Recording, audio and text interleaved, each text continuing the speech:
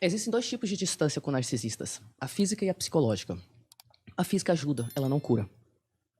Mas ela é necessária.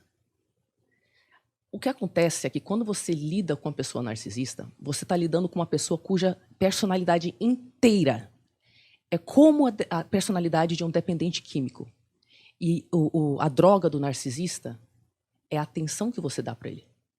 É o suprimento narcisista, que pode ser medo, pode ser dinheiro, poder, status, atenção, cuidados. Quando a gente fala transtorno de personalidade, não é que a pessoa é assim de vez em quando. É que ela acorda de manhã e o princípio organizador da realidade dela é: eu tenho que conseguir minha droga. E tudo que ela faz, 100% de tudo, até doar para a igreja, é no sentido de conseguir essa validação. Mas essa validação não vem de um lugar de, eu quero, conexão humana nem nada. Vem de um vazio muito grande. Então, tem vários perfis de narcisistas, mas os mais estudados são o comunal, o grandioso e o oculto. Então, todos esses perfis, funcionam a partir de uma sensação de eu sou inerentemente mais merecedor do que você. O mundo me deve e tu vai pagar. Então, tem diferentes formas de achar isso. Eu posso ser a grande vítima. A vida foi dura para mim. E se sua mãe teve uma vida dura mesmo? Como é que você justifica por sua distância? Veio lá do Nordeste, apanhou pra caramba, veio de uma família toda torta, criou não sei quantos filhos sozinha. Sacou? Sim. Mas como que o fato de que a vida dela foi dura dá a ela direito de abusar de você, dos seus filhos, do seu marido, da sua irmã, de qualquer pessoa que entra em contato? Então você pode ser narcísico sendo a grande vítima, que é muito grande no perfil das mães, né? E dos pais também. Você pode ser narcísico sendo grandioso, e aí é um narcisismo muito parecido com a psicopatia. Porque daí essa pessoa, o narcisista grandioso, ele não sai pela vida como o oculto, que sente que ele é um fracasso. O narcisista oculto sente, eu sou um fracasso, eu sinto inveja o tempo inteiro de todo mundo, e é por isso que eu tenho que te derrubar. O grandioso, ele não tem isso. Ele sente isso de vez em quando. O grandioso, ele tem certeza que ele é superior a você. Entendeu? Tanto que no próximo DSM, eles estão pensando em juntar o narcisismo com a psicopatia. De tão parecido que é. Ok? E aí a gente tem um narcisista comunal. Tem vários outros perfis menos estudados, mas que são relevantes mencionar, porque entre o que há na academia e o que as pessoas lidam de fato, a gente tem que mencionar tudo, para ajudar as pessoas de uma forma prática. O comunal é o que ganha suprimento narcisista fazendo coisas boas para a comunidade. Líder religioso, resgata bichinho de rua, Sim, as esquerdomarcas. É que tem também a vontade de ganhar dinheiro com isso, né? Claro. Mas esses caras de Instagram que são bonzinhos, que ajuda todo mundo, eu imagino, me parece. Com certeza, em qualquer lugar que tem alguém recebendo atenção, você pode ter a mais absoluta certeza de uma porcentagem daquelas pessoas que são narcisistas e sociopatas, tá? Pode ser certeza, qualquer lugar. Dentro de uma família, dentro de uma religião, dentro de uma empresa, onde tem esses espaços, não todas as pessoas vão ser, pelo amor de Deus, tá? Mas vai ter narcisista e sociopata. Líder de seita é tudo narcisista e sociopata. Comunais. Porque veja como eu sou bondoso, não é? Então, mas são pessoas que, você pode falar, ué, mas como é que funciona isso aí? Um narcisista que faz coisas boas pela comunidade? Ele faz caridade, mas ele detesta aquelas pessoas desprezíveis, inferiores, que precisam dele. E ele só faz a caridade para poder tirar foto e colocar no Instagram, entendeu? E as pessoas que crescem com esse perfil de narcisista ficam muito confusas.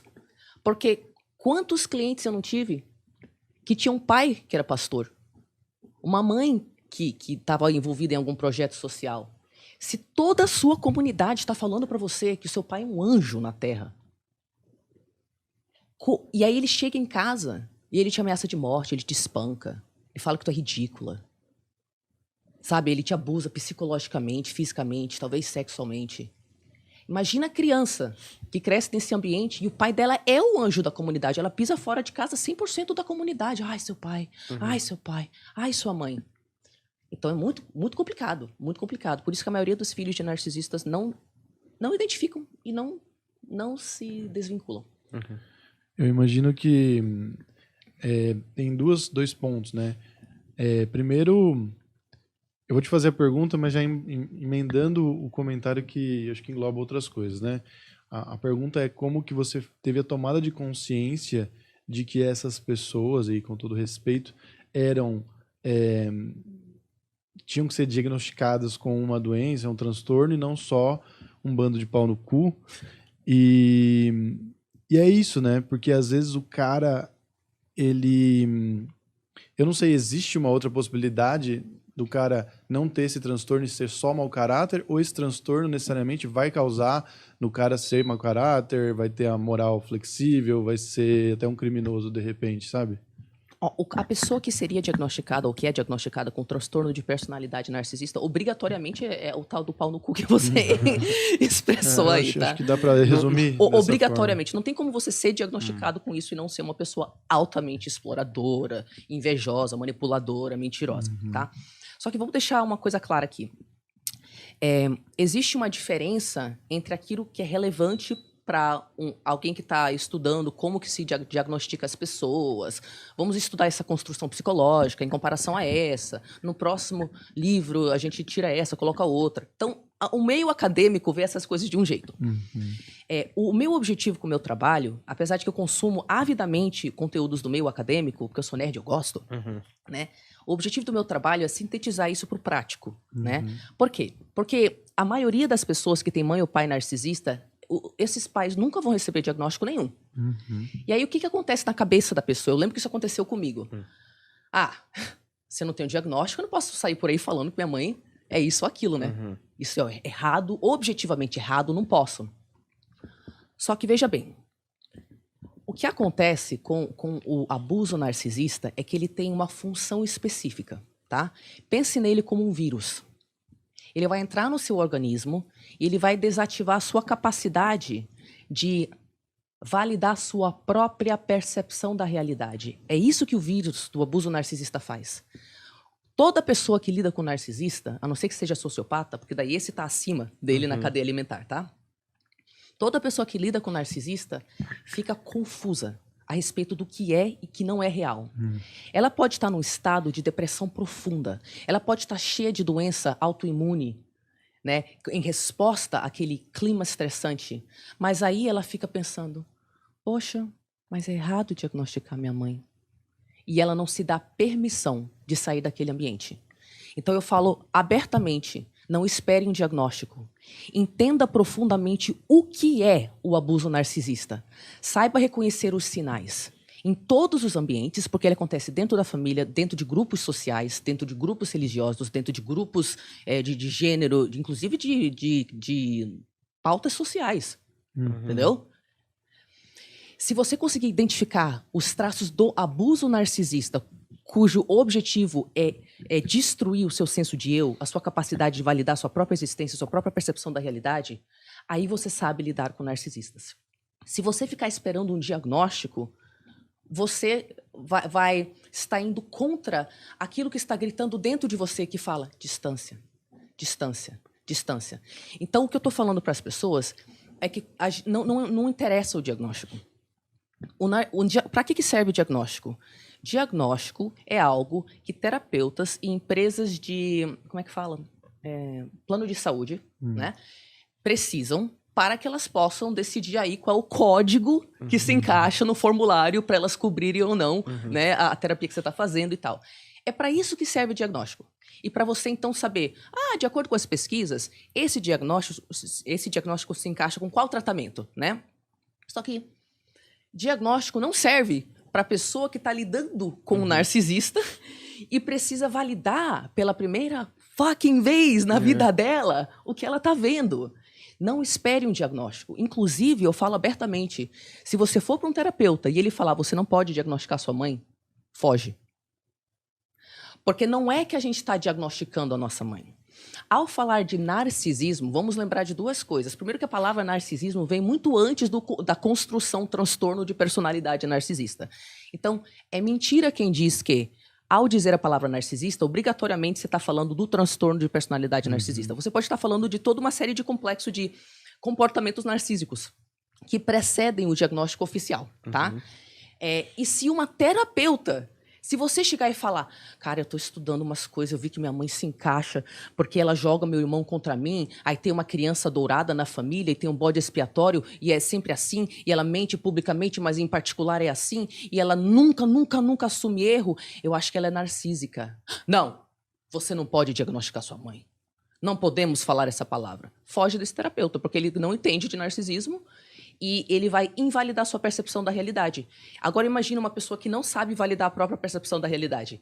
E ela vai para um terapeuta que não valida a percepção da realidade dela. Você entendeu? É perigosíssimo esperar um diagnóstico. Então a gente tem que saber o que é abuso narcisista. Lidar com abuso narcisista, reconhecer, se distanciar e saber se curar. Mas você falou aqui que viu duas situações com pessoas com esse transtorno, né? Uma sua mãe e a outra um namorado, vamos dizer assim. Eu acho que seria interessante, porque assim, conforme você foi falando, que nem o Juliano fala aqui, que ele fica tentando encaixar as pessoas quando alguém que vai falar da mente, ele fala, puta, se passou eu esse cara. Eu tenho um amigo que é assim, minha mãe é assim. E aí você fica tipo, não, eu tenho isso e eu tenho aquilo, isso eu não tenho. E aí você fica nessa noia. Mas eu acho que seria interessante você falar que você, como conviveu com essas pessoas, não só como você se sentiu, mas situações práticas. Perfeito. Que você fala, isso aqui é clássico de um narcisista, né? A coisa mais clássica de um narcisista é que a pessoa não assume erro nunca. Mesmo quando ela assume erro, é para não assumir o erro. Então é tipo assim, ai, minha filha, desculpa. Eu não sabia que eu era uma péssima mãe assim. Ai, eu sou tão péssima. Pronto, já tá dando atenção pra ela. Entendeu? Então, o que, assim, vamos entrar em comportamentos específicos, mas a primeira coisa que chama atenção sobre o narcisista é que eles estão sempre certos. E você tá sempre errado. Uma cliente minha falou, narcisista tem identidade fixa e realidade moldável. A identidade fixa é, eu sou melhor do que você, eu mereço mais do que você, eu não tenho que seguir as regras como você tem que seguir as regras, eu posso fazer o que eu quiser e só reescrever a realidade na minha cabeça para que eu esteja certo, não é? E aí ele vai simplesmente mentindo a respeito da realidade, do que aconteceu, do que não aconteceu, literalmente de um segundo para o outro, de acordo com o que vai dar suprimento narcisista para ele. Então, a pessoa narcisista, se você fala,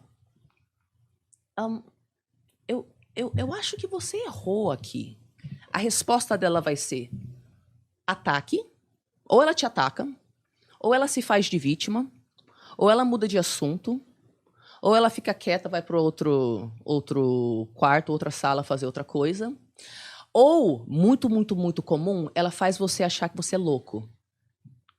Frases de narcisistas. Isso não aconteceu assim. Você é muito sensível. Você não aceita uma piada. Você sempre foi frágil. Eu sempre achei que você ia precisar realmente de psiquiatria. Né? Então, essa é a primeira coisa. Não interessa o quanto você aborda a pessoa com respeito. Você sente dentro de você que você tem que pisar em ovos perto dessa pessoa. Então você começa a se dar conta que a sua personalidade tal qual ela é não pode realmente existir espontaneamente ao lado daquela pessoa. Porque tem áreas inteiras da interação que você não pode abordar. Porque a pessoa vai ter uma resposta. Aí você fica pianinho, né? Para você entender narcisismo, eles são bullies. Eles lidam com a realidade assim. É como se eles estivessem presos num estado de semi-psicose. Desconectado da realidade. Por quê? Porque eles te conhecem, aí eles pegam você, criam uma imagenzinha sua na cabeça, que vira um avatarzinho dentro da cabeça, aí eles decidem que esse avatar na cabeça deles vai agir dessa forma. Então, por exemplo, eu queria ser bailarina, não consegui, você é minha filha, claramente você vai ser bailarina para que eu possa viver o meu sonho através de você. Aí ele não é capaz de entender que o avatar não é você. Então, ele entra em real choque, o narcisista, quando você, minha filha, que não quer ser bailarina, como assim você quer ser médica? Então, quando eles percebem que a pessoa externa real não se comporta conforme o avatar que eles criaram na cabeça, eles punem essa pessoa. Eles mandam o seu irmão falar mal de você, eles mandam o pessoal da igreja dizer que você está sendo uma pessoa ingrata. Eles ligam pro teu trabalho e causam um estresse, gritam não sei o que para te humilhar. Eles retiram algum benefício financeiro que eles estavam te dando. Eles dão um presente pro seu irmão que tira de você, já passa a herança para ele em vida para você não ter, né? Eles falam mal para você da família inteira. Eles te tratam como se você fosse, ai, tadinha, doentinha, né? Não consegue pensar direito, tem esses transtornos.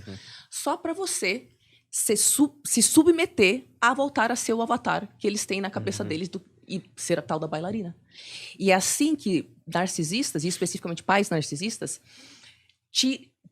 basicamente te dão porrada psicológica até você se abrir mão da sua autonomia e falar, tá bom, eu vou ser o avatar que você quer que eu seja. A pessoa que lida com o narcisista está sempre confusa.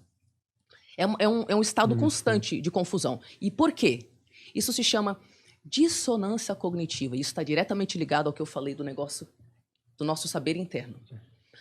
Todos nós nascemos no planeta Terra com o nosso aparato para lidar com várias coisas da realidade. Você tem um sistema digestivo para digerir comida, você não teve que criá-lo, né? Ele está aí. Você não fala para ele, estômago, faz aí seu trabalho, né?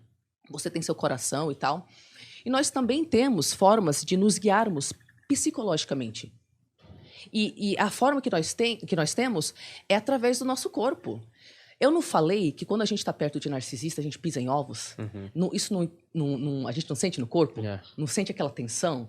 Aquele ar denso? Sabe quando você entra no lar de algumas pessoas, parece que o ar é denso, é tenso? Então, quando a gente está perto de narcisistas, o nosso corpo fala, tá errado. Tem um negócio errado aqui, tá errado. Mas aí o narcisista fala, você tá imaginando coisas, você é muito sensível. E isso que causa a dissonância cognitiva, porque dissonância cognitiva é quando existem duas versões da realidade na sua cabeça e elas não estão conseguindo se encaixar.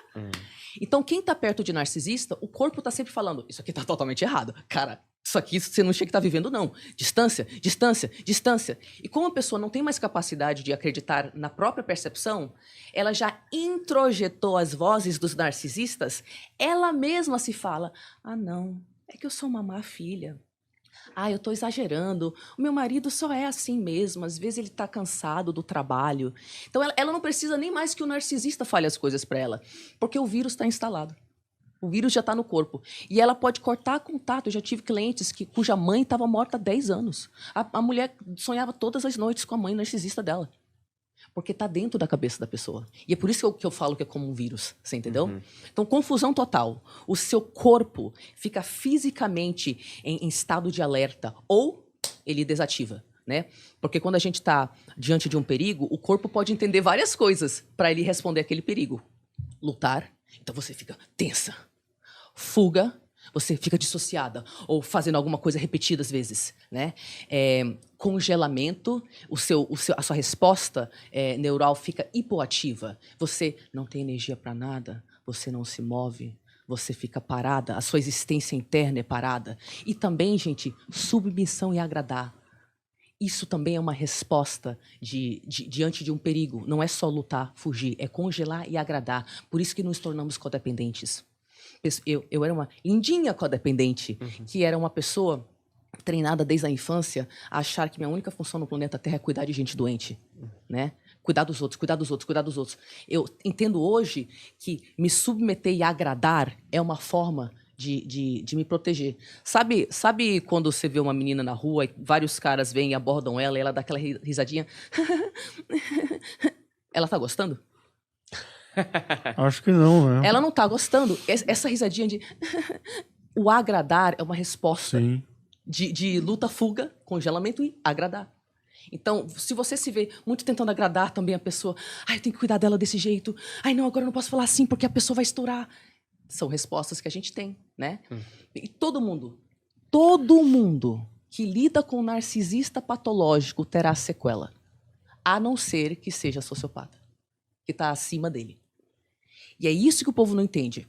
As pessoas me perguntam, mas Taren, como que eu continuo nesse relacionamento com essa pessoa narcisista sem ter respostas emocionais?